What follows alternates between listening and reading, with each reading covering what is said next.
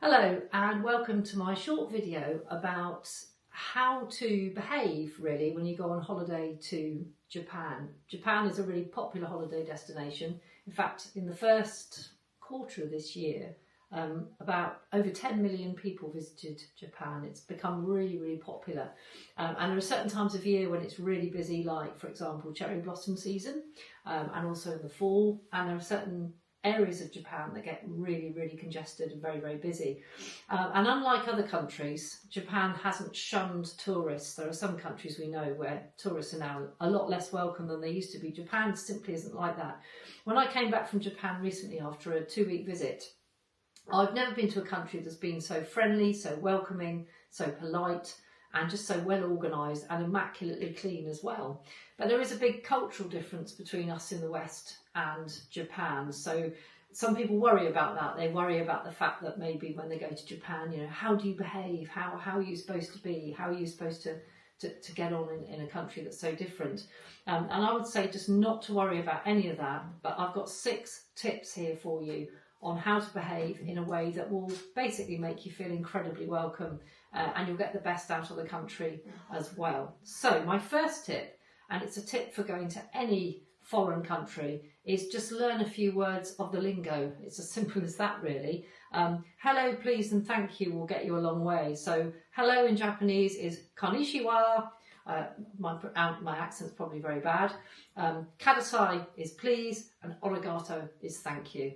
And just saying a few words, learning a few words and being willing to use them will get you a long way. The Japanese people will really appreciate you doing that. Although English is widely spoken, particularly in towns and cities, just to be able to use a few words of the language is really helpful. So that's my first tip.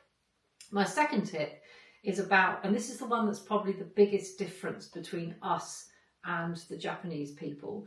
The Japanese people don't do PDA, public displays of affection, for those of you that aren't quite sure what that acronym means. So PDA, so whereas we might throw our arms around somebody and hug them and kiss them and hold hands in public and show physical, tactile affection, the Japanese just don't do that. What they do when you meet is it's the bow, and I'm just going to demonstrate to you without making myself look ridiculous. So it's a low bow. You probably can't see this very well, but I'm hinging from the hips. And the idea is that you greet somebody for the first time, if you're at sort of semi-official capacity, so somebody like a tour guide or somebody at a hotel. It's the equivalent of a handshake. So it is a little bit formal, but it is a way of greeting that the Japanese people use. If you're really embarrassed about doing it, just an incline of the head will often get you a smile as well. But that's the recognised way. And actually, once you've done that bow for the first time, it becomes a lot less alien, shall we say, once you've done it. Once you've done it 2 or 3 times, it becomes quite natural because it's what people do.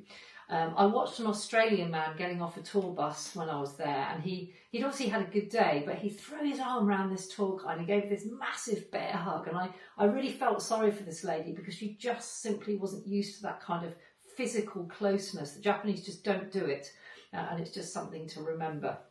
So that's my second tip. Don't be tactile and remember the bow. My third tip is about noise. On public transport, the Japanese tend to be quiet, and there are actually signs in public transport, places like taxis for example, telling you to keep your conversation to a minimum.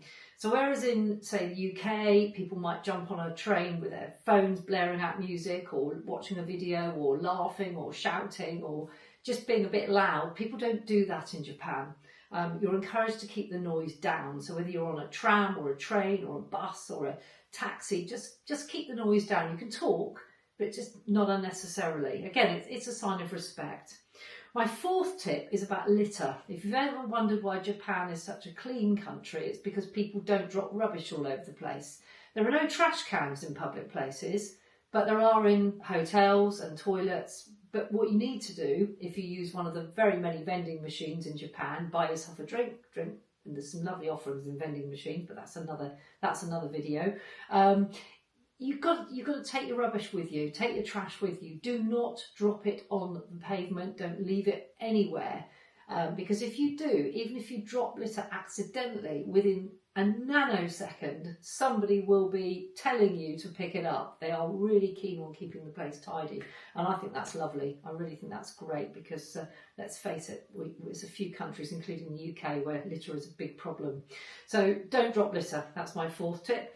My 5th tip is about how to behave in a shrine. So all over the country there are shrines, Shinto shrines, and you'll know when you reach a shrine because there's the torii gate. So what you've got are kind of 2 pillars, and then you've got like an arched lintel over the top, and that's the entrance to the shrine. And when you go into a shrine, you need to keep to the left.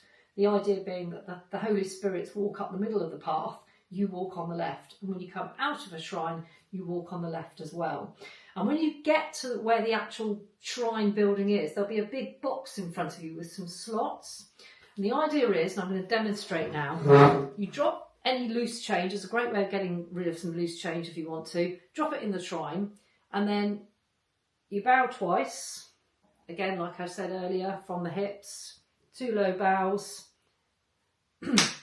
2 claps, another bow, and then you make a wish. And that's what Japanese people do when they visit shrines. And it's a very polite thing to do, and it's good to do it as a foreign tourist as well. And when you leave the shrine at the end, it's customary to bow just after you've been back through the torii gate.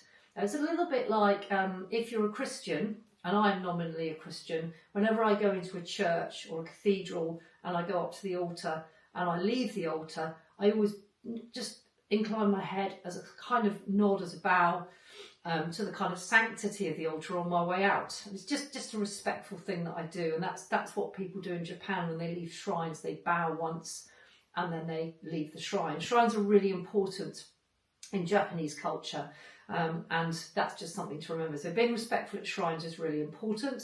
They do get very busy, but people are still very respectful. And my last tip is about cash. So whereas in a lot of countries you might be just using your card all the time, you can use your debit and credit card in Japan, but cash is king. And carrying cash with you is really important. And what you do when you pay for something is you put your yen into a tray, and the vendor will take the money out of the tray. They won't take it from your hand, they'll take it from the tray, and then they'll give you any change or just a receipt if there's no change. That will go back into the tray, and you will then collect your money from the tray. And using cash is considered to be perfectly okay everywhere you go, whether it's vending machines, whether it's metro stations, everywhere you go, you can use cash in Japan. So do take plenty of yen with you when you go on holiday. It's probably more flexible. And whilst we're on the topic of money, tipping is always something that comes up. Do you tip in Japan? The answer is no. So whereas in America and the UK, you might well tip for good service and people will be delighted to have that. In Japan, if you tip somebody, the way they take it is then you're not very happy with the service that they've given you, and you're tipping them to basically encourage them to do better next time. So it's a very different way of looking at things, slightly inverse way of looking at things. So you don't need to tip in Japan, which I think is really good news. What the Japanese want to do is they want to give you a good service for the price that they're charging you, and that's the end of it. So just to quickly summarise, my 6 tips are learning a few words of the language, not being tactile in public, keeping noise to a minimum on public transport, don't drop litter, behave respectfully at shrines, and do use cash, and you don't need to tip. And those are my 6 key pieces of information. And just remember those. You'll have a great trip to Japan, and it's a lovely, lovely country to visit. And I suppose I ought to say, arigato. That's it.